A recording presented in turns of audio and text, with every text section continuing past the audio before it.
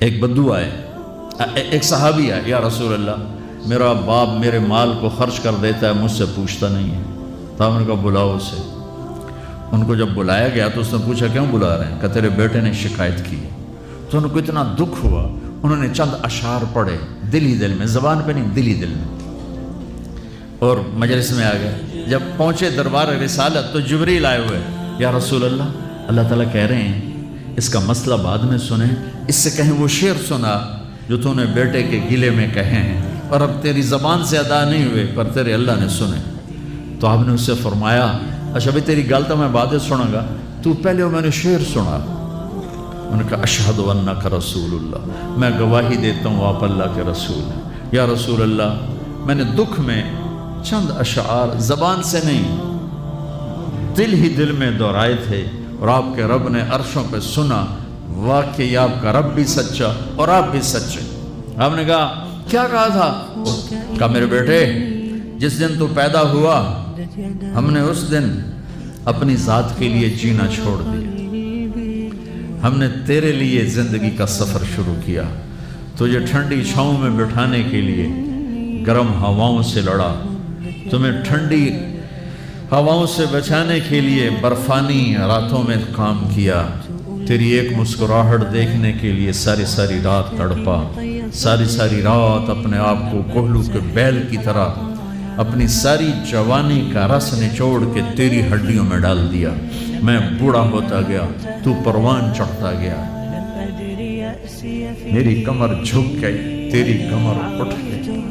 میری ٹانگوں سے جان نکل گئی، تیری ٹانگیں مضبوط ہو گئی، میرے ہاتھ کانپنے لگے، تیرے ہاتھ مضبوط ہوئے، میں لڑکھڑانے لگا، تو اترانے لگا،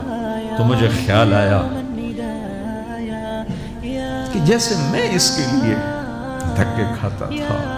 اس کی زندگی کی دعائیں مانگتا تھا، اس کے لیے تڑپتا تھا، چلو آج میرا یہ سہارا بنے گا۔ لیکن جب تجھ میں جوانی کی لہر دوڑی اور مجھے بڑھاپے نے کھا لیا، جب جوانی میں تجھ میں رنگ بھرا اور بڑھاپے نے میرے رنگ چھین لیے، جب جوانی نے تجھے سیدھا کیا، بڑھاپے نے مجھے ٹیڑھا کر دیا، کمر جھکا دی، تو ایک دم تو مجھے ایسے گھور کے دیکھنے لگا، تیری آنکھیں ماتھے پہ چڑھ گئیں اور تو مجھے یوں دیکھنے لگا جیسے میں نوکر ہوں، تو باپ، تو مالک۔ تو میں نے اپنی 30 سالہ زندگی کو جھٹلا دیا کہ ہاں میں باپ نہیں ہوں، میں نوکر، یہ میرا سردار ہے۔ اگر یہ بیٹا ہوتا تو یوں تو نہ کرتا، اس نے میری راتوں کے تڑپنے کو بھلایا، میرے گرمی سردی سے لڑنے کو بھلایا، کولو کے بیل کی طرف میرے چکر کاٹنے کو بھلایا، اپنی خوشیوں کو دفن کر دیا اپنے سینے میں، قبرستان بنا دیا اپنے سینے کو، اپنی خواہشات کا اور اپنی خوشیوں کا، اور آج تو مجھ سے ایسے بات کرتا ہے جیسے میں نوکر ہوں اور تو میرا آقا ہے۔ اچھا میرے بیٹے میں نوکر سہی، تو سب، پر میں تیرا پڑوسی تو، بندہ پڑوسی سے پوچھ ہی لیتا ہے کیا حال ہے، کوئی ضرورت تو نہیں، اتنا ہی پوچھ لیتے۔ دیکھو میں آج رو رہا ہوں،